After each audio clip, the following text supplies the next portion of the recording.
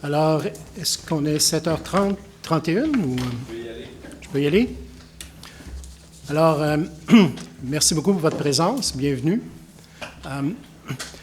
Je ne sais pas si je faisais une blague.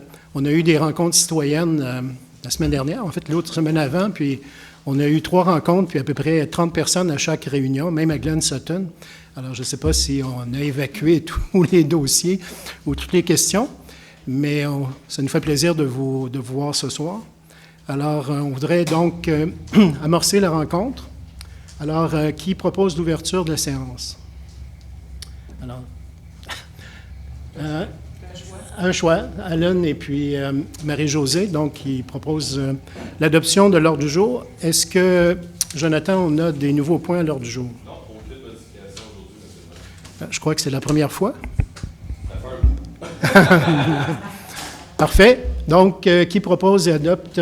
Thérèse, je vais prendre ton vote cette fois-ci. Et puis, qui seconde? Marc-André. Parfait. Alors, l'adoption des procès-verbaux. La dernière rencontre du 3 août. Je suppose que tout le monde l'a lu et commenté. Donc, qui propose? Seconde. Thérèse et Alan. Merci. Alors, ça nous amène tout de suite au suivi des dossiers d'intérêt public. Et puis, en discutant avec quelqu'un dans la salle, c'est un petit peu, dans le fond, les nouvelles du mois. J'en profite un peu pour vous dire ce qui se passe un petit peu dans la municipalité et dans les activités du conseil de ville. Alors, j'ai différents points à vous parler, puis le premier est moins drôle, il est moins jojo, vous en doutez. C'est la question du vandalisme. Alors, le vandalisme, c'est l'affaire de tous. Et on a eu une recrudescence, effectivement, de cas de vandalisme un peu partout dans le village, à l'école, dans différents commerces de la zone, du village. À certains endroits aussi, il y a eu des vols par effraction. Donc, on a eu une série de crimes durant le dernier mois environ. Alors, on a senti le besoin de poser des gestes, et puis je vais demander à notre directeur général, Pascal, de nous dire un peu l'éventail des moyens que nous avons pris. Alors, bonjour à tous.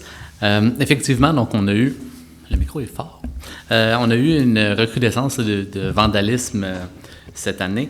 Donc, annuellement, généralement, on a quelques événements, donc 1 ou 2 événements par été. Cette année, on a eu des événements en début d'été, en avril, mai. Il y a eu une petite accalmie au milieu de l'été et je dirais que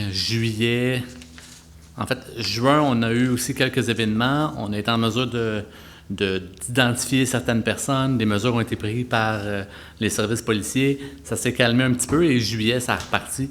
Et depuis juillet, c'est à tous les semaines, voire quasi à tous les jours qu'il y a des nouveaux événements. On est en mesure de chiffrer l'ensemble des dommages à approximativement 50 000 $. Donc, c'est quand même là, d'une importance qui est digne de mention. On voit aussi une certaine gradation dans les méfaits. Donc, qu'on passe de tags sur des poubelles à tags sur des bâtiments à vraiment de la destruction de bâtiments. Donc, les toilettes du chalet des loisirs, en fait, en début d'été, ont été vraiment saccagées là, assez intensément. On a installé des caméras sur le chalet des loisirs, ce qui nous a permis d'identifier aussi certains malfaiteurs. Certaines personnes qui faisaient les méfaits. Suite à ça, comme je vous dis, ça a reparti. Et à partir de là, on a vraiment pris des mesures là, avec la Sûreté du Québec.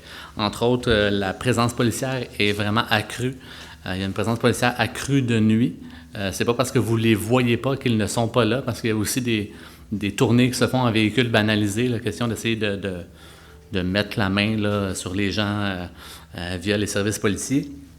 Donc, il y a des véhicules banalisés, il y a une augmentation de la présence policière dans des véhicules réguliers aussi. De notre côté, on a, comme vous le savez tous, ou du moins comme on le mentionne assez souvent, on a aussi des cadets policiers qui nous donnent un bon coup de main l'été. donc qui font de la surveillance l'été. On les a affectés aussi de nuit. Donc, présentement, il y a des cadets policiers de la ville de Sutton qui parcourent le territoire la nuit pour essayer de aussi limiter le nombre de méfaits et de peut-être attraper les malfaiteurs. Outre ça, on a lancé la semaine dernière, donc vous avez reçu de porte à porte une espèce de pamphlet sur le vandalisme. Donc, on vous demande, en tant que citoyen, d'en discuter avec vos voisins, avec vos enfants, avec les gens de la communauté. Donc, on croit que plus ça va se parler, moins il y aura d'événements et plus on va être en mesure de conscientiser les gens là, que c'est l'argent de votre taxation qui en souffre malheureusement. Donc, il y a une campagne publicitaire qui a été lancée la semaine dernière. Vous l'avez reçue à la maison. Et si on circule dans le village, on voit aussi des affiches. Donc, il va commencer à en avoir de plus en plus des affiches pour vraiment lancer une campagne de promotion, le Sutton Respect, qu'on dit, pour dénoncer les actes de vandalisme. Outre ça, moi, j'ai des contacts à tous les jours avec la Sûreté du Québec pour être mis au fait des nouveaux événements. Sinon, on a eu aussi une rencontre de concertation avec des groupes jeunesse, donc la Maison des jeunes, entre autres, la Sûreté du Québec. Il y avait aussi Le CIUS. Le CIUS, donc c'est l'organisatrice communautaire du CIUS qui est venue nous donner un coup de main aussi. Donc, il y aura des tables de discussion qui vont être organisées aussi avec les jeunes. Question de voir pourquoi ils le font, comment ils se sentent, etc., etc. Donc, établir un certain contact avec les jeunes. On travaille aussi présentement sur un projet de médiation culturelle. Donc, essayer d'intéresser les jeunes, d'impliquer les jeunes dans des choses qui les intéressent. Donc, on va peut-être donner des formations sur les graffitis, sur le tag. Peut-être mettre un mur où on permettrait des graffitis qui soient faits de façon légale. Question encore là de limiter les graffitis illégaux. Outre ça, on a, en début d'année, essayé à 2 reprises d'embaucher un travailleur de rue, donc pour la ville de Sutton. Malheureusement, on n'a pas été en mesure, donc notre offre n'a pas été en mesure de susciter l'intérêt. On a eu des discussions aussi avec l'Association des travailleurs de rue du Québec. On nous dit que c'est vraiment une situation très standard. Les travailleurs de rue sont vraiment en grande pénurie. Mais on va relancer le processus, voire possiblement offrir un poste à temps plein qu'on pourrait peut-être partager avec d'autres municipalités. Donc, on va voir qu'est-ce qu'on peut faire là, pour être en mesure de mettre un travailleur de rue sur le territoire, ce qui devrait aussi aider la situation. Pour le vandalisme, c'est ce qu'on a mis en place, c'est la situation. Pour les entrées par effraction, donc on fait vraiment une nuance entre les deux choses. Donc, on ne pense pas que c'est nécessairement les mêmes personnes qui font les deux actes. Les entrées par effraction, ça a touché beaucoup de commerçants dans le dernier mois. Donc, entre autres, il y a eu une journée où il y a eu 8 ou 9 commerces qui ont été abîmés, il y a eu des entrées par effraction, des vols.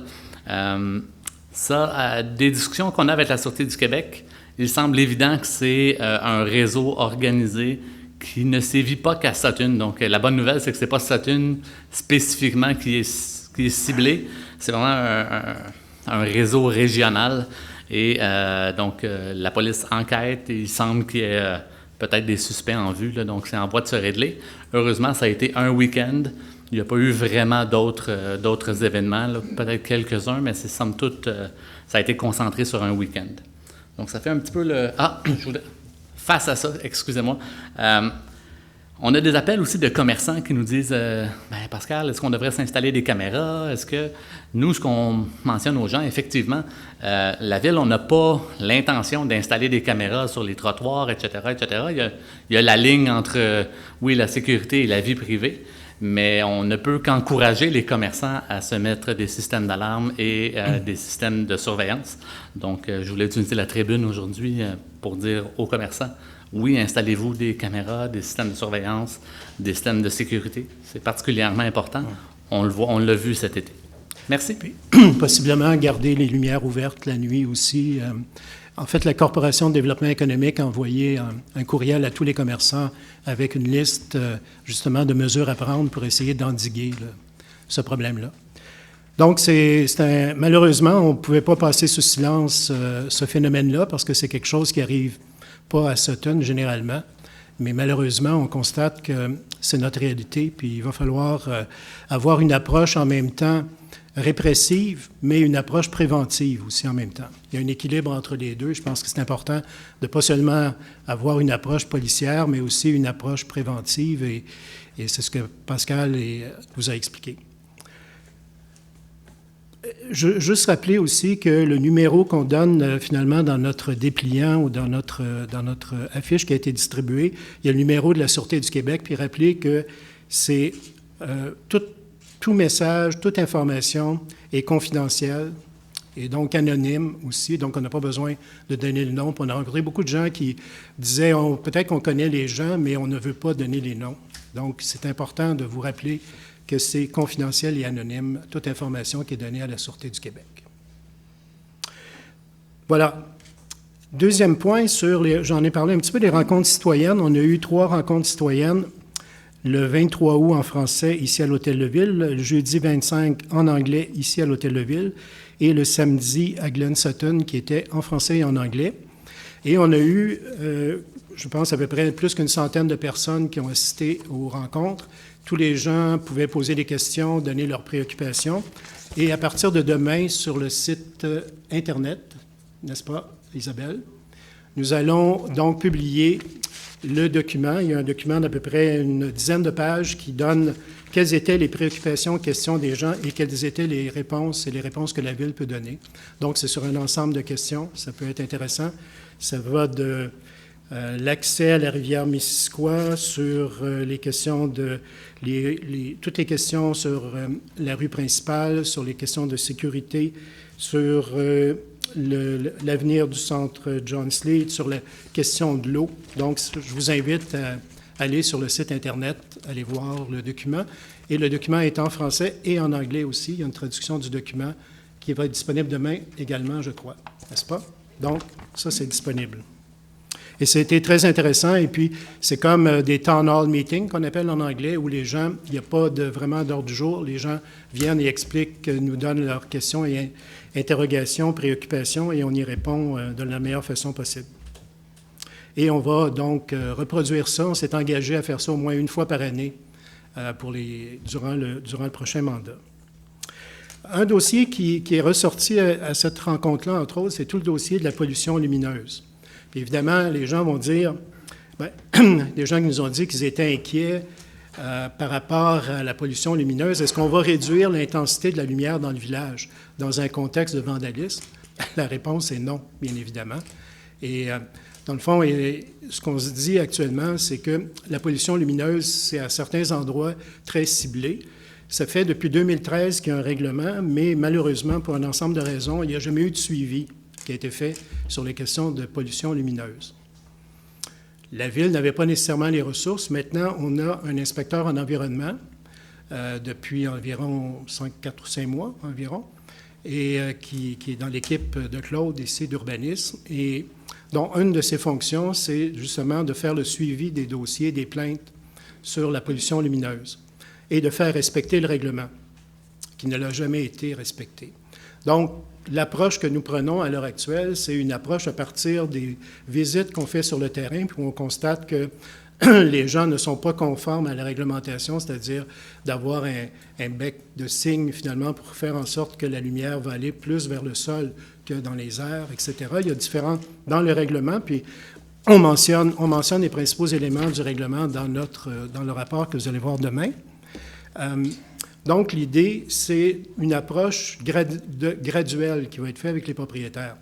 On ne donnera pas des pénalités au départ, on va donner des lettres de courtoisie au départ, on va dire aux gens, vous ne respectez pas, voici le règlement, voici ce que vous devez faire, leur suggérer d'entrer en contact avec nous pour donner des conseils sur quel type de lumière est nécessaire. Donc, à partir de ce moment-là, il va y avoir un respect ou non. S'il n'y a pas de respect, donc, qui n'est pas conforme à la réglementation, nous allons envoyer une lettre à ce moment-là, donnant un délai de 3 semaines pour se rendre conforme.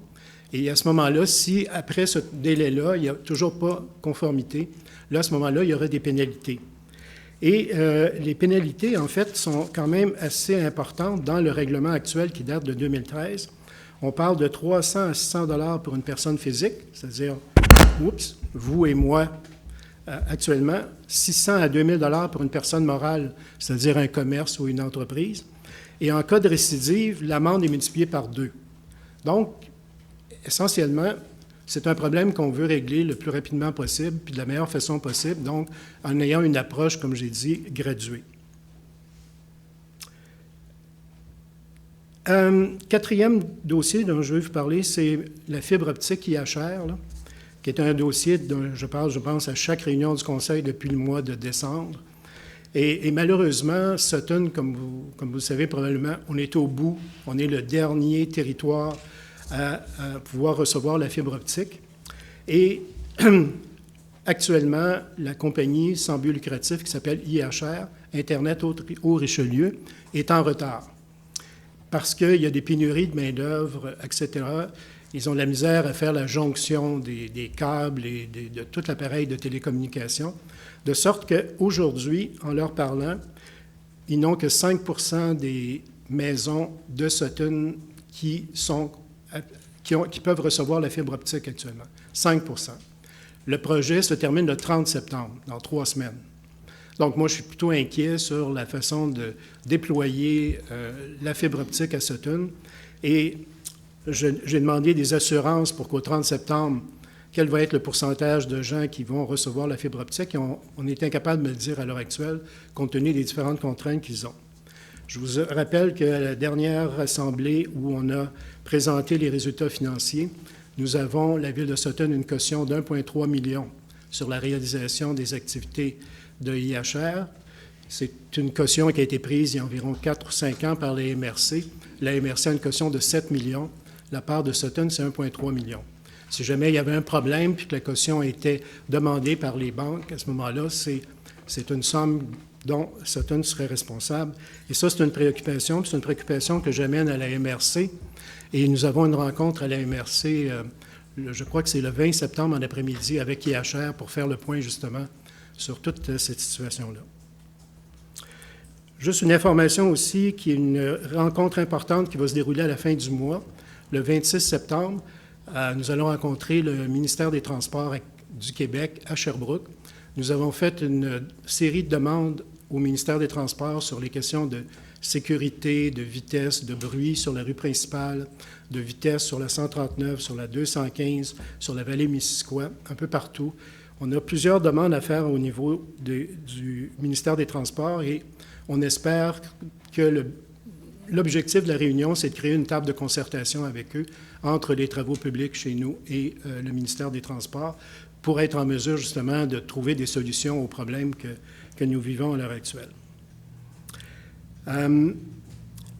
Juste un dernier point rapidement pour vous dire, j'en parle un peu à la dernière réunion. Nous avons maintenant des dates pour la location à court terme. Nous allons faire une rencontre publique le 29 septembre à 7 heures ici à l'Hôtel de Ville, où on va recueillir les commentaires sur notre politique de location à court terme, que nous allons faire connaître une semaine plus tôt. À ce moment-là, tout va être disponible sur le site Internet, de sorte que vous allez pouvoir donc prendre connaissance de notre orientation en matière de location à court terme. Puis une semaine plus tard, vous allez pouvoir donc venir nous dire ce que vous en pensez. Dernier point, c'est la période de l'année de la programmation loisirs. Et nous allons faire connaître au cours des prochains jours, je pense, la nouvelle programmation des loisirs, la session automnale. Donc, soyez à l'affût sur notre site Internet. Toute la programmation des activités automnales des loisirs va être présentée. Voilà. Alors, nous allons passer à la première période de questions du public. Si vous voulez vous avancer et donner votre nom, s'il vous plaît. S'il y en a. Monsieur. Bonjour. Pierre Lestage, 36 rue Western, entre les deux principales. Ma question... Je peux parler fort. Ma question porte sur le trottoir en avant de chez moi. En fait, tout le trottoir de la rue Western est dans un état pitoyable, tout le monde en convient. Mais particulièrement chez moi, où je suis en face de la Villa des Monts, le trottoir il est encore en ciment avec une couche d'asphalte qui avait été posée, mais celle-ci est détériorée jusqu'à moitié ou 3/4. Quand les gens marchent, C'est même dangereux. Je sais que vous n'avez pas de budget pour refaire la rue, là, j'en conviens, mais il n'y aurait pas moyen de remettre l'asphalte ou enlever le résidu d'asphalte et corriger le ciment. Ça coûterait pas cher, puis ça se ferait. OK. J'ai moi-même pensé à le faire, là, mais à un moment donné, là, il y a des limites à ce qu'on peut faire. Fait que je veux juste toucher. C'est qui le conseiller ou la conseillère chez moi? Le 6? Chez vous? Oui. Si vous pouviez faire un tour pour aller voir ça. Là. Non, je l'ai vu quand j'ai... Bon, il y aurait peut-être une solution temporaire à faire parce que même ma femme là, qui a de la difficulté un peu à marcher, là, il faut toujours que je la tienne pour pas qu'elle se blesse. Bon. Vous savez que l'an prochain, on fait Western, mais de l'autre côté. Ouais, mais de l'autre côté, je ne sais pas chez moi. C'est ça, je sais. Mais tout ça pour dire que Martin est le représentant des travaux publics aujourd'hui, puis il prend bonne note de ça. C'est bon d'aller faire un tour. Là. Je suis là de ce temps-là. J'apprécierais en tout cas qu'il y ait quelque chose qui se fasse. D'autant plus que, vous savez, il y a le centre de personnes âgées, puis la Villa des Monts. C'est un trottoir qui devrait servir un peu plus que ce qui sert. Merci de votre attention. Merci, monsieur. Est-ce qu'il y a d'autres questions?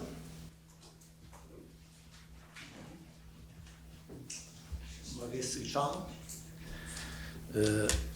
À la dernière séance, vous deviez vérifier là, s'il y avait eu une demande pour des lampadaires sur Maple. J'avais soulevé le point qu'il n'y avait pas de lampadaires pendant... Sincèrement, il n'y a eu aucune vérification de fait avec les vacances et tout ça, complètement oublié. Désolé. C'est noté.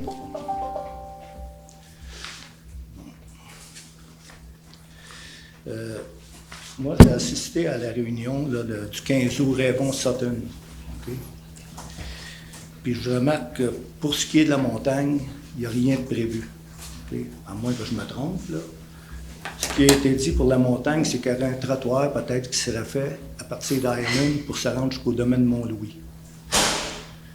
Là, je reviens à la charge encore avec ma demande pour marcher en sécurité sur Maple.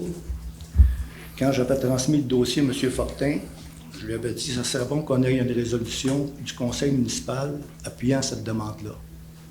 Parce que le conseil, ça parle toujours par résolution. Puis là, je remarque qu'il n'y a rien eu de fait encore. Moi, je considère qu'il n'y a pas de volonté politique. S'il faut, on va créer un organisme à but non lucratif pour s'occuper de mener à terme ce projet-là. Moi, je considère que c'est important. Puis il y a un gros flot de circulation dans la montagne. Il faut arrêter de toujours tout concentrer dans le village. Là. Il y a du monde qui vit en haut aussi.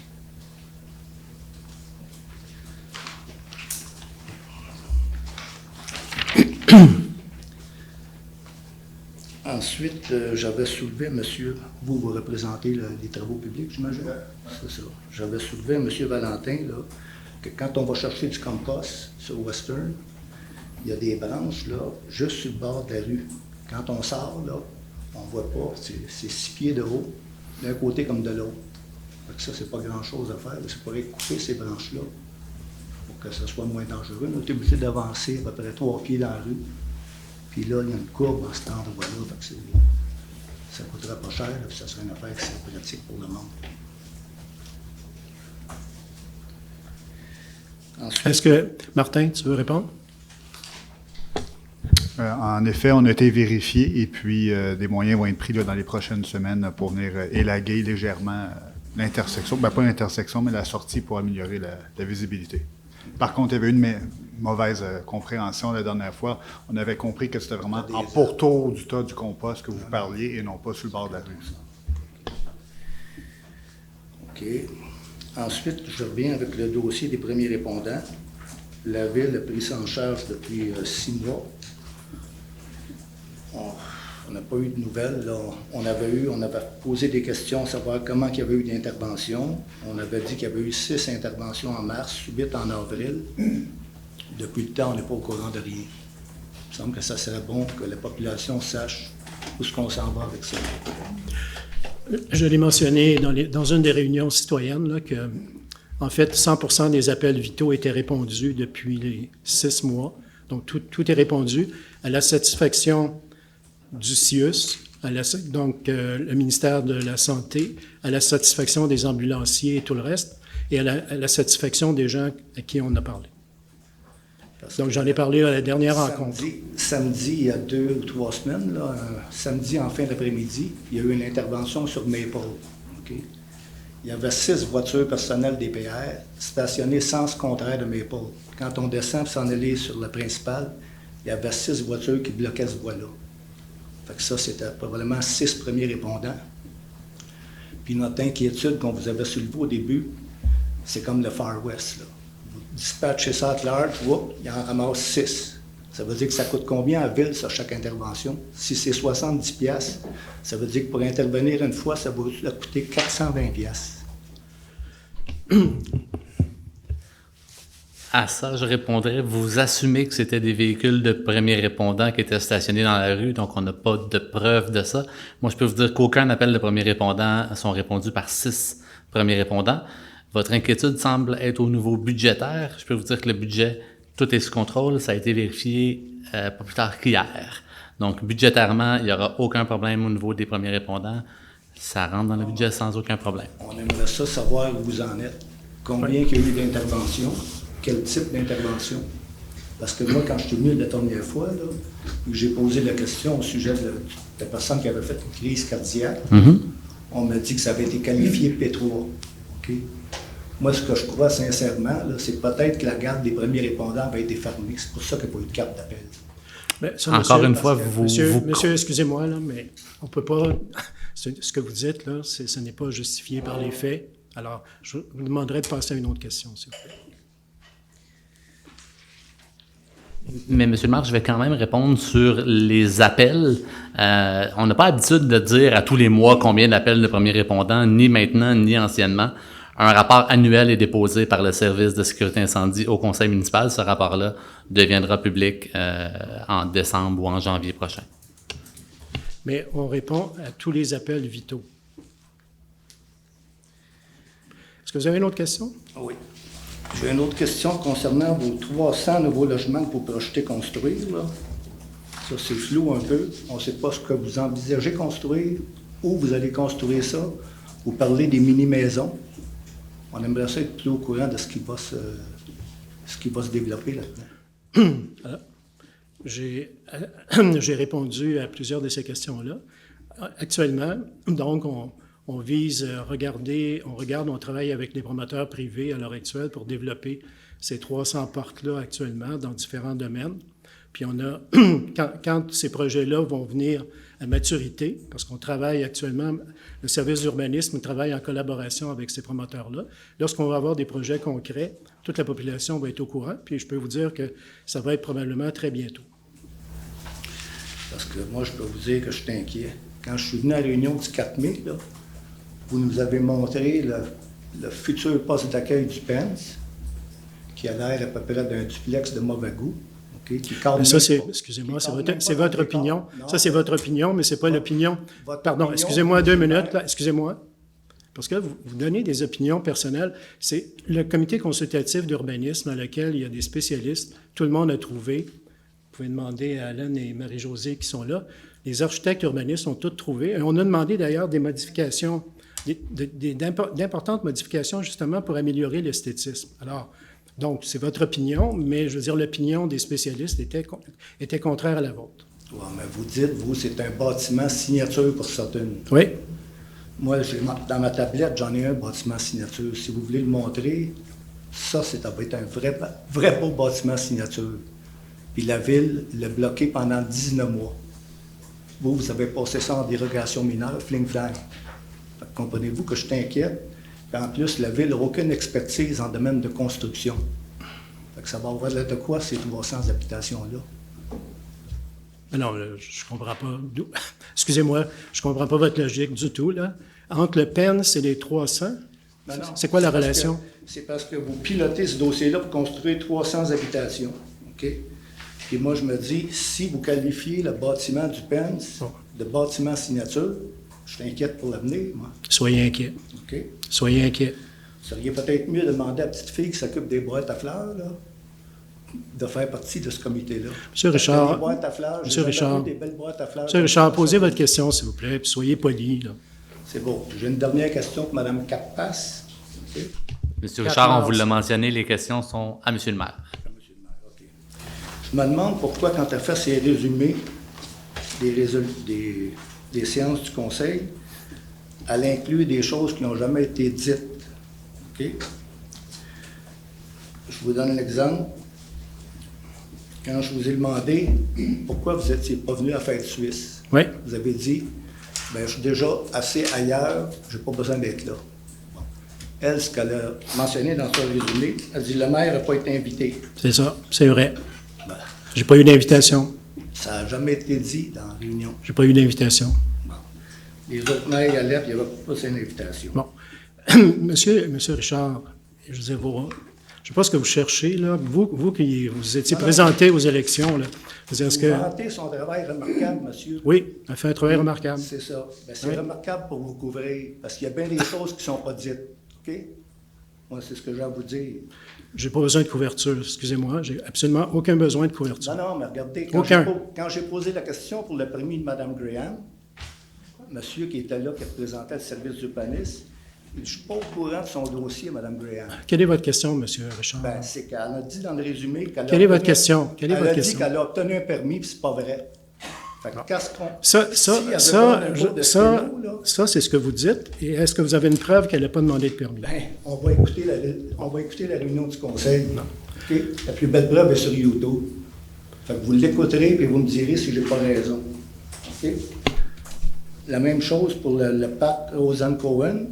Vous dites que ça a été suggéré par un comité de citoyens et approuvé par le précédent conseil, ce qui n'est pas vrai non plus. Fait que si vous voulez faire des résumés, faites-les conformes. OK? Ça n'a pas été approuvé par le dernier conseil? Je comprends pas. Oui, moi, je voudrais savoir pourquoi c'est pas vrai, ça. En quoi c'est pas vrai? Ben, j'ai vérifié avec le maire de la France. Il dit, vous avez approuvé ça? On n'a jamais approuvé ça. Pourquoi ça a été dit comme ça? Alors, c'est du pur oui-dire, là, on va passer tout droit, là, c'est complètement ridicule. Monsieur Richard, je ne sais pas ce que ça vous donne de faire ça, mais c'est pas moi qui l'ai approuvé, parce que c'est pas notre administration, certainement. Donc, il y a une administration quelconque avant où le projet n'a pas été approuvé. C'est ce que vous dites? Oui. Bon. Mais comme je vous le dis, quand tu fais des résumés... Je ne comprends pas où vous allez avec ces questions-là, sérieusement. Je vous Là. dis, faites des résumés qui sont conformes. Oui. OK? Qu'ils sont conformes. Ils ne sont pas conformes. Alors, M. Richard, je vais répondre que les résumés sont entièrement conformes, les séances du conseil sont publiques et il y a en fait, sont enregistrés et le visionnement est disponible sur le site Internet, sur le Facebook de la Ville, ainsi que sur YouTube. Question de transparence, on est assez sans reproche. Merci. Ce que j'ai dit, écoutez la dernière réunion. Là, Monsieur Richard, je ne comprends pas où vous allez, sincèrement, vous qui vous êtes présenté pour être conseiller municipal avec ce genre de questions-là. Je ne sais pas ce que ça donne, sérieusement. Là. ben, je veux que ça Je vois pas soit- du tout. Je veux que ça soit la réalité, mon cher monsieur. Parfait. Parfait. Je pense que je donne la réalité. Depuis le début, je ne parle que de la réalité. Et surtout sur le dossier des premiers répondants, Monsieur Richard. Oui. D'autres interventions?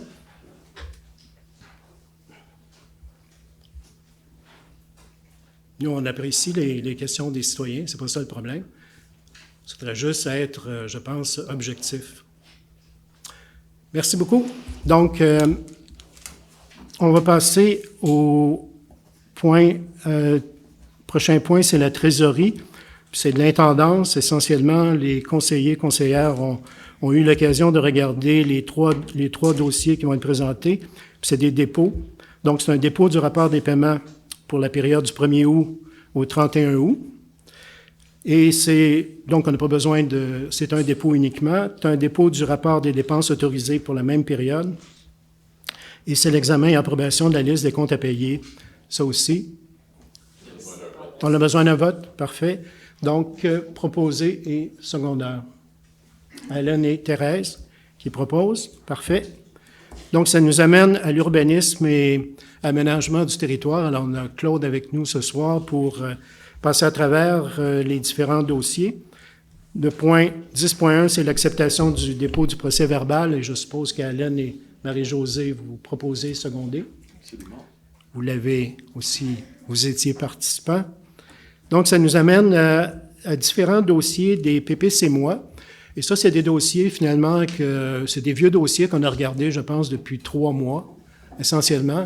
Et on est rendu à la dernière étape, Claude. Tu veux y aller avec le premier sur le projet, justement, Island, qui était forté à l'entrée du village.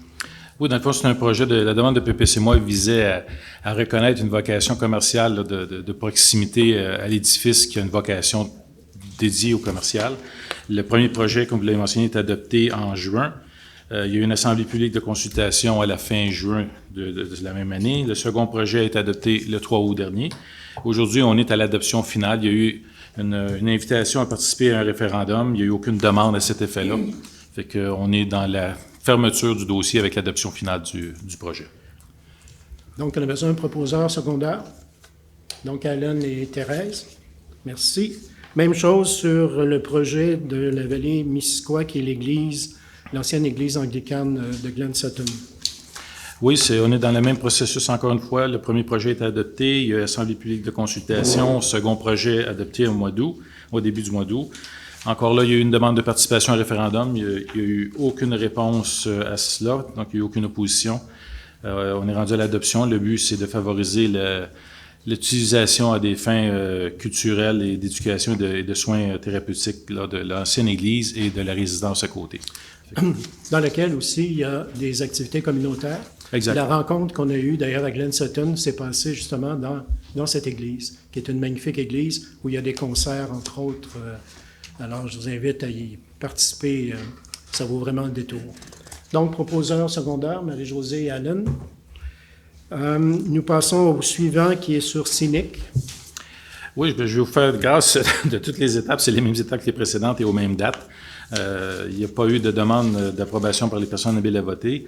Le but est pour le vignoble Sainte-Agnès d'y autoriser des activités commerciales complémentaires axées vers des activités récréotouristiques, autant agrotouristiques que autant des sites de pique-nique que de prévoir de l'hébergement pour la clientèle de passage. On est au point de l'adoption finale. Voilà. Puis en fait, le Clos Sainte-Agnès a été vendu à ces nouveaux promoteurs propriétaires et qui ont l'intention de développer les activités récréatives et touristiques sur le site comme tel. Proposeur secondaire, Marc-André et Alain. Ça nous amène au chemin du Loup. C'est un dossier qu'on a déjà vu, c'est-à-dire un autre projet qui est un voisin, dans le fond, qui est attenant à ce projet-là. Donc, Claude, tu veux résumer? Oui, on parle de la construction d'une résidence principale sur le chemin du Loup. C'est dans le contexte d'un usage conditionnel. Le projet a été analysé par le comité consultatif d'urbanisme qui en a fait une recommandation favorable avec certaines conditions. C'est le propre d'un usage conditionnel, c'est de reconnaître la conformité à du normatif et à des critères et aussi la possibilité d'ajouter des conditions pour s'assurer qu'on s'intègre bien au milieu naturel qui est le chemin du Loup. Si vous voulez que je fasse l'énumération peut-être des conditions? Oui, ce serait intéressant d'avoir les conditions. Donnez-moi, soyez patient, j'en ai 12. Oui. Oui. La première, c'est qu'on parle il y a déjà une allée d'accès qui est existante sur les lieux. On exige qu'elle respecte les pentes maximales de 12 % et que le revêtement soit un matériau qui soit perméable. On demande également de modifier la trajectoire de cette allée d'accès-là afin que les petits empiètements qu'il y a dans la bande riveraine soient corrigés. On a déjà eu des plans de correction à cet effet-là. La technologie qui sera retenue pour l'installation septique, mais ce qui est demandé, c'est que ce soit il y a toujours 2-3 options qui sont proposées. C'est l'option qui réduit le plus l'empreinte au sol et qui minimise le déboisement qui devrait être retenue. Il est également demandé qu'une fiche technique soit remise à la municipalité afin de nous assurer de la conformité de la toiture qui est proposée, qui est une forme de plastique, pour s'assurer que ce soit conforme aux dispositions du règlement. Pour l'instant, on n'a pas de devis ou de détails des matériaux. À défaut de ça, le parement devra être en acier. On demande également que tout ce qui est remblai, terrassement et nivellement des aires de travail soit effectué immédiatement avant la construction des bâtiments afin de limiter la durée d'exposition des sols meubles. On demande également que les opérations de remblai et d'ébais soient minimisées et que le déboisement, ainsi que le déboisement, que des mesures soient prises afin de réduire l'érosion du sol ainsi que le ruissellement des eaux de surface. On comprend que c'est des terrains qui sont pentus aussi dans ce secteur-là. On demande qu'un plan d'aménagement paysager qui propose la plantation d'arbres dans les aires qui sont dégarnies soit déposé. Il est demandé que des mesures de récupération d'eau de pluie, entre autres gouttières, barils, récupération... On peut se le recommencer. Des mesures de récupération d'eau de pluie, gouttières et je ne le passerai pas, veux-tu le lire à ma place? Les barils récupérateurs d'eau devront être mis en place. On veut également que toutes les recommandations qui sont à l'intérieur de la caractérisation écologique qui a été préparée par BioGéo Solutions soient suivies. On demande que l'abattage d'arbres soit limité à ce qui est nécessaire pour l'implantation et la construction, incluant l'accès de la machinerie, et les espaces déboisés devront être renaturalisés avec des espèces indigènes, et qu'à l'extérieur des aires de déboisement, mais que le terrain soit maintenu à son état naturel. Le point 11, on demande, afin de vérifier la conformité à la réglementation d'éclairage, qu'un plan d'éclairage soit soumis au service de l'urbanisme pour validation. Et en terminant, on limite l'installation de clôture uniquement à ce qui est exigible pour des raisons de sécurité, par exemple de ceinturer une piscine. C'est les 12 conditions qui sont proposées. Oui. Il y a beaucoup de conditions, en toute transparence. C'est un dossier qui a été controversé historiquement. Pas seulement ce terrain-là, mais il y a 4 ou 5 terrains dans cette zone de conservation. Et il y a eu plusieurs contestations juridiques depuis les dernières années, depuis au moins 2015 dans ce dossier-là. Et il y a eu des dérogations mineures qui ont été données par un ancien conseil municipal. Et ça a été contesté en cour supérieure, en cour d'appel, et ça a été jugé que c'était conforme, que les décisions du conseil municipal de 2015, qui avait pris les décisions en fonction de ces terrains-là. Ces terrains-là faisaient l'objet d'un droit acquis, parce que la réglementation a changé quand le canton de Sutton est devenu partie prenante de la ville. À ce moment-là, il y avait non-conformité sur le plan, sur le zonage. Il a fallu rendre ça conforme et la Cour d'appel a statué que les terrains bénéficiaient d'un droit acquis en fonction du plan du zonage qui était effectué en 2003 ou environ dans ces dates-là. Donc, le Conseil s'était prononcé dans un cas similaire en faveur de ce projet-là. Donc, c'est ce qu'on fait ce soir en même temps. On reconnaît que les décisions qui ont été prises par le Conseil, un des conseils précédents, étaient légales, juridiques. C'est un cas qui a été décidé jusqu'en cour d'appel. On n'a pas l'intention d'aller recommencer ce processus-là et c'est pourquoi on propose d'adopter la présente résolution. Alors, qui propose, seconde? Marie-Josée et Alan. Alors, donc, c'est approuvé. Ça nous amène au point suivant, qui est un PIA aussi sur un agrandissement sur le chemin de la Sablière. Je vous ramènerai à 10.6, M. le maire, si vous permettez. 10.6 et 10.7, moi, je ne l'ai pas sur ma feuille. qui sont deux éléments, si vous permettez, qui touchent l'installation d'une nouvelle enseigne pour la banque ici, à côté, le CBC. Les deux points sont reliés. La première est une dérogation mineure et la deuxième est son approbation au niveau de l'intégration architecturale. La dérogation mineure qui est demandée vise à autoriser l'installation d'une enseigne en façade au-dessus des fenêtres, comme on voit à l'écran. C'est une enseigne qui remplace l'enseigne qui était déjà là depuis belle lurette et se trouve exactement à la même place. La réglementation prescrit maintenant une hauteur maximum de 4 mètres et pour la réinstaller à la même place, c'est une dérogation pour l'autoriser à une hauteur de 7,7 mètres. Cette dérogation-là fait l'objet d'une recommandation unanimement favorable du Comité consultatif d'urbanisme et il est recommandé au Conseil d'approuver la dérogation mineure. Proposeur secondaire, Thérèse et Alan. Il est à noter aussi que dans ce dossier de dérogation mineure-là, oui, l'enseigne était installée à la même place, mais en plus, l'enseigne qui était sur poteau, sur le coin de la rue, sera retirée. Fait qu'on va diminuer l'affichage sur le site. Excellent. 10.7, qui est une autre enseigne sur la rue principale sud. Bien, qui est la même enseigne qui, considérant l'approbation de la dérogation mineure, maintenant peut être approuvée au niveau de son intégration, sa localisation, ses couleurs et autres. Ça a été reconnu conforme aux critères et objectifs du PIA et le Comité consultatif d'urbanisme en recommande l'approbation par le Conseil. Proposeur secondaire, Thérèse et puis Marie-Josée. Je ne regarde pas de ton côté. Je vais regarder parfois de ton côté. Alors, on revient sur le chemin de la Sablière. Excusez-moi, Oui. j'avais la mauvaise ordre du jour. Oui, Claude. 10.8, c'est une demande d'implantation et d'intégration architecturale qui est relative à la construction d'un agrandissement. Vous avez les images à l'écran. On se trouve dans un bâtiment qui est semi-détaché et un des deux bâtiments sera agrandi. On parle de matériaux de revêtement qui seront les mêmes en couleur et en texture et en matériaux. On répète les matériaux existants, on n'est pas en train de faire de contraste. Toutes les portes et les fenêtres seront changées.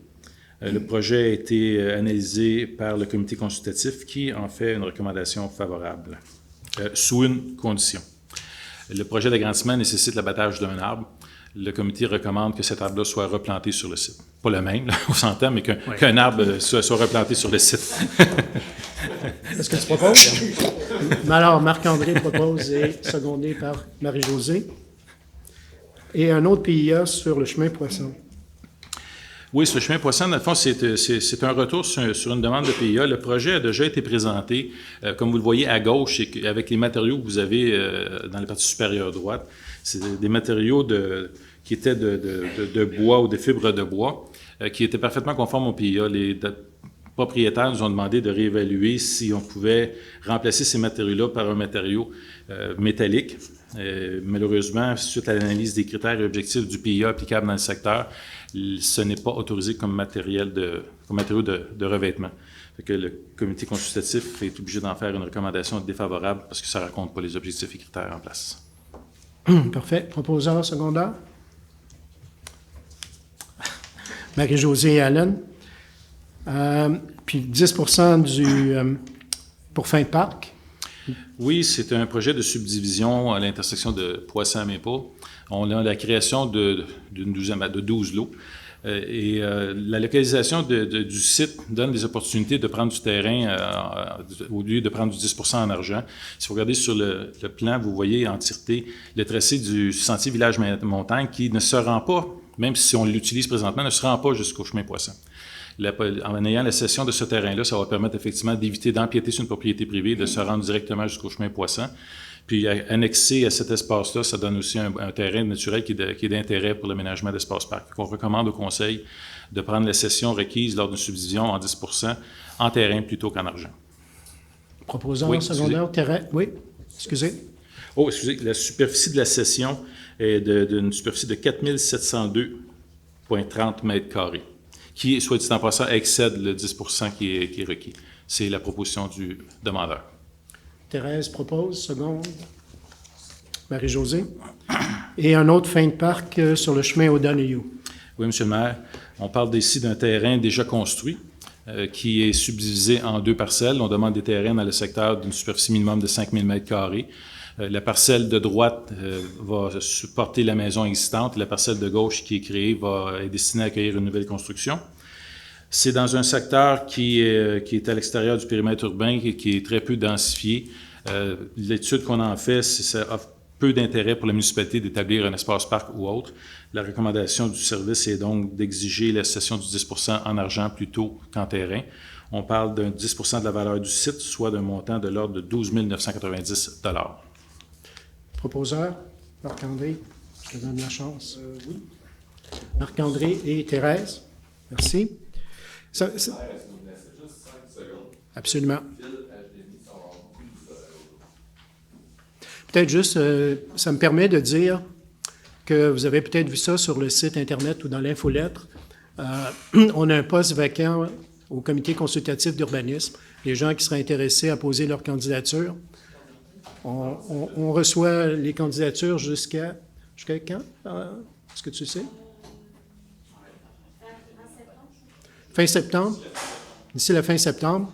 Alors, donc, on est intéressé à recevoir des candidatures de gens intéressés à participer. On a un excellent comité d'urbanisme actuellement. On a des réunions très intéressantes sur, justement, la vision d'avenir et sur toutes les questions de mini-maisons et de logement et d'esthétisme. Donc, je vous invite, donc, si vous êtes intéressé à envoyer un court curriculum vitae, finalement, pourquoi vous vous intéressez au comité consultatif d'urbanisme. Voilà. 11, fin du lien d'emploi avec la préposée à l'entretien. Pascal, est-ce que tu veux dire 2 mots là-dessus? Je pense que Martin était prêt. Ah, mais Martin, oui, OK. Monsieur le maire, par Oui, contre, excuse. j'avoue ne pas avoir, avec le problème informatique, ne pas avoir noté le 10 Merci. Oui. Martin. Oui. Excuse-moi, Martin. Pas de problème.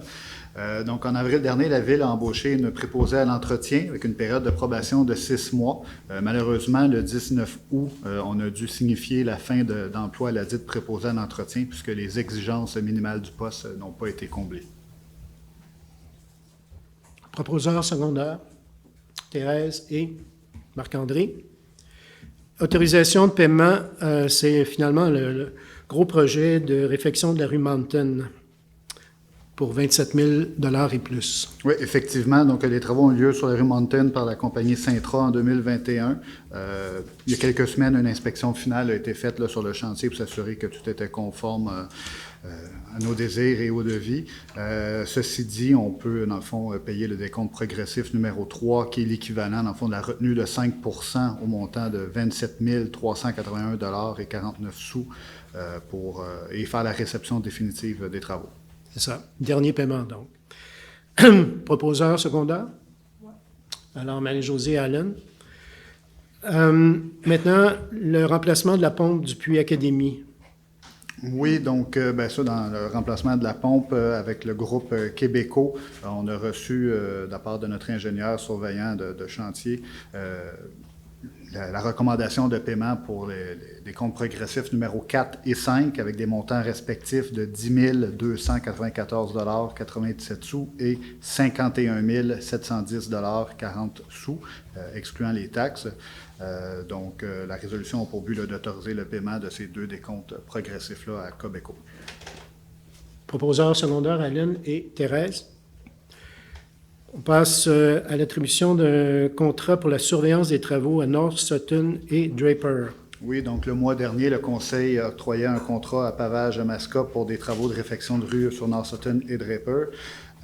Les travaux sont subventionnés et doivent donc faire l'objet d'une surveillance par une firme d'ingénieurs. On a demandé 2 soumissions et la plus basse des 2 soumissions était de FNX Innov à un montant de 37 910 excluant les taxes. Le but est donc de faire l'octroi de ce contrat-là. Proposeur secondaire, Marc-André et Marie-Josée. Attribution d'un contrat ici pour signalisation lumineuse sur une camionnette des travaux publics pour 9 000 $. Oui, donc en juin, le Conseil a autorisé l'achat d'une nouvelle camionnette pour le service des travaux publics. Ça va de soi, il faut équiper la camionnette là, de signalisation lumineuse, donc flèches de signalisation, gyrophares, etc. Le but de la résolution, dans le fond, c'est de prendre dans le fonds de roulement sur 5 ans un montant budgétaire de 9 000 $ pour faire l'acquisition du matériel et l'installation avec la compagnie Girotech. Proposeur secondaire, Allen et puis Thérèse. Maintenant, un autre contrat pour l'installation d'une borne de recharge pour le véhicule électrique à l'Hôtel de Ville. Effectivement. En juin également, le Conseil a autorisé l'achat d'un VUS hybride branchable pour le service des travaux publics. On a déjà 2 bornes de recharge électrique ici à l'Hôtel de Ville. Le but, par contre, c'est de ne pas accaparer ces 2 bornes-là et de faire en sorte que les citoyens puissent l'utiliser, d'autant plus qu'il y a une limite de 2 heures d'utilisation pour les bornes. Le but, dans le fond, c'est d'aller chercher dans le fonds de roulement également pour 5 ans un montant budgétaire de 7 500 $ pour octroyer un contrat à l'entreprise Groupe Comtois Électrique. Important à mentionner, par contre, une fois qu'on va recevoir le véhicule, donc d'ici quelques mois, on va pouvoir aller chercher une subvention qui va couvrir 50 % des coûts de l'installation de la borne électrique. Par contre, on ne peut pas aller chercher la subvention tout de suite, il faut avoir le numéro de série du véhicule et puis que le véhicule soit réceptionné. Mais on fait l'installation maintenant, parce que pendant l'hiver, c'est plus difficile. Tout simplement. Proposeur secondaire, Thérèse et Allen. Livraison de 2 camionnettes maintenant pour un montant de 184 300 $. Effectivement, donc on a fait un appel d'offres public pour 2 camionnettes et puis la plus basse soumission qu'on a reçue était effectivement un montant de 184 300 $. Le tout va être emprunté au fonds de roulement sur une période de 5 ans. Parfait. Proposeur secondaire, Marc-André et pour camionnette. Merci, Allen. L'autorisation de déposer une demande d'aide financière au ministère des Transports pour le projet, dans le fond, du chemin Réal. Donc, oui, donc, dans le fond, des travaux pour remplacer relativement grand ponceau sur le chemin réel en 2023-2024 sont prévus. Le but est d'obtenir une subvention qui devrait couvrir 50% des coûts des travaux. Pour ce faire, il faut déposer sur une demande au programme PAVL, volet soutien. Le but de la résolution, c'est d'autoriser la firme Tetra Tech à compléter et à transmettre la demande pour la municipalité afin d'obtenir la dite subvention. J'ai pas entendu, Martin, excuse-moi. Est-ce qu'on a mentionné le coût du projet puis la hauteur de la subvention recherchée? En fond, le but, c'est d'autoriser la Ville à mandater Tetra Tech, dans le fond, à travailler pour nous, pour préparer notre demande de subvention puis déposer la demande de subvention. Sinon, le coût des travaux approximatifs sont d'environ 2,8 millions. C'est un projet majeur. Oui, puis la subvention serait de 50%. Parfait, merci. Merci. Proposeur secondaire, Thérèse et Marie-Josée. Excellent. On passe maintenant au point 12.1.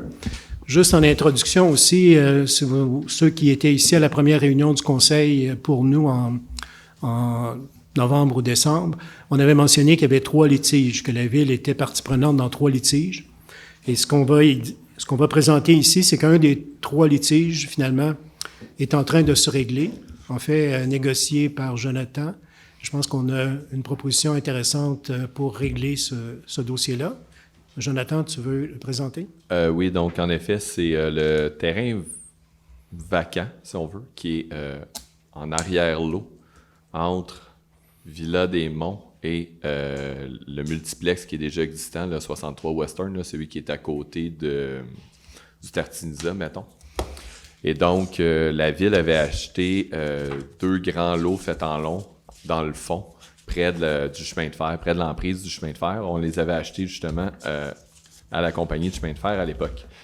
Et un de ces 2 grands lots-là, celui qui est directement dans le fond, vis-à-vis le 63 Western, le propriétaire avait fait ce qu'on appelle une requête en prescription acquisitive, c'est-à-dire qu'il prétendait que depuis plus de 10 ans, avant même l'achat de la ville, là, il occupait, entretenait, etc., là, paisiblement et à la connaissance de tout le terrain. Et donc, il y a eu contestation par la Ville et autres. Et après, je vous dirais 2 ans de négociation environ. Là, on a commencé aux alentours de l'été 2020 à négocier.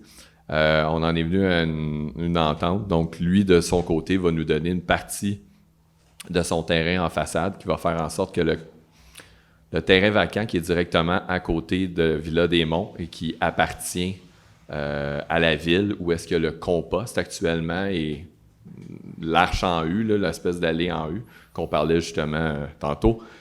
Donc, celui-là appartient à la Ville et il y a un bout de terrain à côté qui va qui lui appartient à lui, qui va être donné à la Ville.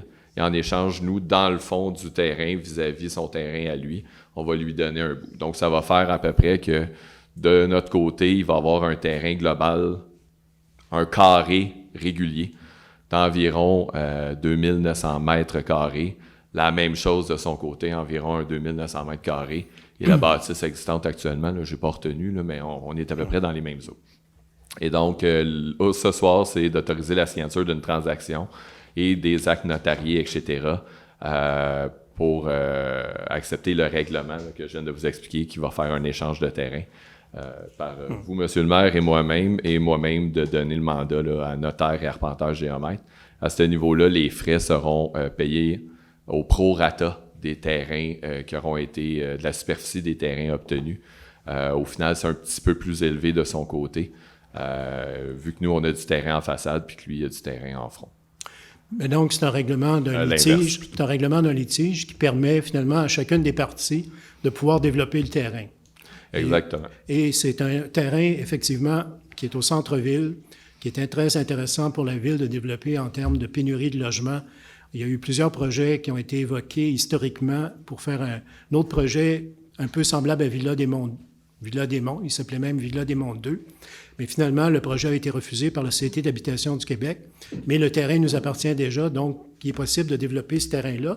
Et de son côté, le propriétaire avec lequel on a fait l'entente entend développer un projet d'habitation aussi de ce côté-là. Donc, il y a une possibilité là facilement d'une trentaine de logements de nouvelles portes. Donc, en additionnant les deux, évidemment, le terrain de la Ville et son terrain. Donc, la proposition, c'est de Dans le fond, c'est de vous autoriser, vous et moi, à signer les actes l'entente. notariés, l'entente, puis par la suite, là, d'engager Voilà. les frais appropriés. Donc, Alan et puis Marie-Josée proposent seconde. Donc, ça règle ce point-là. On passe rapidement maintenant sur les loisirs. On va battre notre record, je pense, ce soir. Loisirs, vie communautaire et culture, la confirmation de l'embauche d'une coordonnatrice de la bibliothèque municipale et scolaire. Je vais laisser Pascal en parler, vu qu'il a fait partie du comité de sélection. Donc, en fait, oui, donc malheureusement, on avait perdu notre coordonnatrice à la bibliothèque. Donc, on a cherché une nouvelle personne. On a fait un processus de sélection, reçu une dizaine de CV, rencontré 4 personnes en entrevue et on a le plaisir de pouvoir compter parmi nous. Et là, je voudrais pas me tromper, Madame Jacqueline Foster, donc qui est une enseignante à la commission scolaire Riverside, donc qui se joint à nous comme coordonnatrice de la bibliothèque à temps plein. Je pense, Pascal, aussi qu'il y avait un comité de sélection, même avec des bénévoles. n'est-ce pas? Effectivement, donc c'est le comité de sélection était composé de un membre de l'école, un membre des bénévoles de la bibliothèque, moi-même, ainsi que Lisa Charbonneau, qui est la personne qui a démarré la bibliothèque et supporté la bibliothèque à bout de bras pendant plusieurs années. Que tu proposes, Marc-André? Marc-André et Thérèse, seconde. Contribution pour la Fête du Canada en 2022. Donc, cette année, ça s'est déjà passé. Donc, c'est tout simplement de payer le 1 000 Oui, pour la Fête du Canada. Exactement. Chaque année, il y a un budget, un montant budgété. Et donc, c'est de libérer ce montant de 1 000 $. Proposeur secondaire, Alan et puis Marc-André. Activité de Noël pour les employés de la Ville. Donc, on vous remercie d'avance, les employés de la Ville. On peut refuser encore. Vous pouvez refuser. La résolution est surtout pour autoriser, dans le fond, des dépôts et autres, parce que dans le cadre des activités de Noël, souvent les restaurants ou les fournisseurs demandent un dépôt avant terme et n'acceptent pas d'attendre d'être payés avec la facture. Donc, c'est surtout d'autoriser le dépôt dans la limite du budget prévu qui était 4 000 $ de mémoire. En tout cas, moi, je peux juste dire qu'il y a un travail inouï qui est fait par les employés de la Ville actuellement à tous les niveaux, autant au niveau des directeurs de l'administration que les travaux publics. Au cours des assemblées, d'ailleurs, de citoyennes, on a eu des félicitations pour les travaux publics sur l'entretien des routes qui ont été faites autant en hiver qu'en été, printemps-été. Donc, je pense que c'est une activité de remerciement pour les employés qui proposent seconde. Alan et puis Thérèse. Tour cycliste, les 100 AB7. En effet, donc les 100 AB7, une ancienne députée fédérale que vous connaissez probablement. Donc, à chaque année, elle organise un tour cycliste et donc, c'est d'autoriser le passage sur nos rues. Dans les faits, la résolution ne serait pas nécessaire. Simplement, le MTQ, vu qu'elle passe sur des routes du MTQ, demande absolument qu'il y ait une résolution de la municipalité. Proposeur secondaire, Marc-André et Marc-Josée. Tenue du marché de Noël, maintenant, 26 et 27 novembre, ainsi que les 3 et 4 décembre. Ça, c'est une entente au niveau régional. Les différentes municipalités, on partage à ce moment-là certaines fins de semaine pour le marché de Noël. Et cette année, donc, 26-27 novembre, ça va ouvrir finalement les festivités de Noël. Exact. Et donc, c'est d'autoriser la tenue du marché de Noël. Il y a certains terrains d'identifier. Là, on est encore en certaines considérations techniques. Donc, pour le moment, ça sera ça aussi, là, c'est d'autoriser le marché de Noël sur divers terrains. Monsieur le greffier, si vous me permettez, il y a eu des développements à cet effet-là aujourd'hui. Donc, on peut annoncer que le marché de Noël aura lieu sur le terrain de la Filtex cette année. Voilà. Proposeur secondaire, Marie-Josée Thérèse. Autorisation de la guignolée du Dr Julien 2022. Je pense qu'il y a une date pour... Est-ce que je me trompe? Laissez-moi 5 secondes. J'ai pas mémoire qu'il y avait une date dans la résolution. OK. Mais ça se peut, oui. 10 décembre? Docteur Julien, donc... 10 décembre, en effet. Le samedi 10 décembre. Un peu comme le tour cycliste, les 100 AB7. Vu que ça se déroule sur la rue principale et donc le MTQ demande un appui / autorisation de la municipalité. Proposeur secondaire? Marc-André et Alan. Maintenant, c'est une autorisation, en fait, c'est une formalité là, du formulaire de déclaration de décharge, le défi Ensemble Participation que nous avons gagné ici au Québec. En effet. Pour la somme du 15 000 voilà. Donc, c'est ça. Ayant gagné, on doit signer une décharge en faveur de participation, disant que même s'ils nous donnent de l'argent, c'est pas eux les responsables de ce qu'on va faire avec. C'est ça. Puis, on a décidé qu'on ferait un terrain de basket au moins, minimum pour un demi-parcours, puis on va regarder pour l'an prochain si on fait un terrain complet de basket pour les adolescents, puis par rapport à ce qu'on discutait en tout début sur le vandalisme, puis à pouvoir avoir des activités pour les adolescents, on pense que c'est justement relié à cette initiative. Donc, qui propose les secondes? Alors, Alain et puis Marie-Josée. L'autre dernier point à l'ordre du jour ici, avant de passer à la période des questions, c'est une demande de l'organisme du Ballet Théâtre Sutton pour réaliser le projet de 2 000 $. En fait, il y a un historique derrière ça. En effet. Donc, au printemps, ou plus précisément en avril, vous avez accordé de l'aide financière à divers organismes, dont 3 000 $ au projet pour le projet de Ballet Théâtre Sutton. À la suite, ils ont refusé l'aide financière parce que la réalisation du projet envisagé n'allait pas avoir lieu. Et donc, le Conseil, dans une autre demande financière qui a eu lieu par la suite, qui avait une initiative culturelle, a accordé 1 000 $ à un autre organisme. Ballet Théâtre est revenu, après qu'on ait octroyé le 1 000 $ en disant « Savez-vous quoi, on a un nouveau projet, puis est-ce que le 3 000 est disponible? Non, 2 000. » Ils ont dit « Parfait. » Et ils ont déposé une nouvelle demande d'aide financière qui est pour la représentation de Casse-Noisette. Là, je ne connais pas les détails exacts de leur représentation. Et donc, dans ce cadre-là, on vous demande d'autoriser le versement de la contribution financière de 2 000 $, donc le solde restant de leur 3 000 initial, pour le deuxième projet proposé. Et sous condition que l'organisme complète une reddition de compte à la fin du projet. Proposeur secondaire, Thérèse et Alan. Alors, ça nous mène à la dernière période de questions. Si vous avez des questions, vous pouvez venir nous les poser.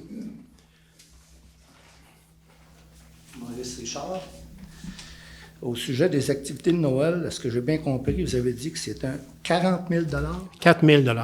4 000, OK. J'avais compris 40 000. Non. Okay. Non. Autre question? Écoutez, je vous remercie beaucoup. Ça a été, je pense qu'on a battu notre record actuellement, là. Donc, on vous convie à la prochaine rencontre. Prochaine rencontre, donc, ça va être sur la question de l'allocation à court terme. Je pense qu'on a une orientation intéressante à proposer pour les gens. On a été, comme vous le savez, très actifs dans ce dossier-là. On a abrogé la politique qui permettait l'allocation à court terme partout sur le territoire. On a réinstallé finalement la permission de le faire dans les zones où il y avait déjà des installations touristiques. Et là, maintenant, c'est certain qu'on le regarde de façon plus globale, comment traiter l'ensemble de l'allocation à court terme à Sutton dans le but, justement, de conserver, de garder, parce que vous savez, on a une pénurie de logements à l'heure actuelle importante à Sutton, puis je pense que l'objectif, c'est de regarder l'allocation à court terme dans la vision, finalement, d'augmenter l'offre de logements à Sutton. C'est ça qui va permettre, finalement, de régler la pénurie de logements à l'heure actuelle. Donc, on va vous convier le 29 septembre. Et la semaine précédente, il va y avoir conférence de presse, puis explication de l'ensemble des orientations qui vont être prises. Puis on va écouter les préoccupations, les questions et commentaires des gens la semaine suivante. Ça va? Je vous remercie beaucoup. Ça nous prend donc un proposeur et secondaire pour terminer, Marc-André et Alan. Merci beaucoup, puis rendez-vous sécuritairement chez vous. Merci.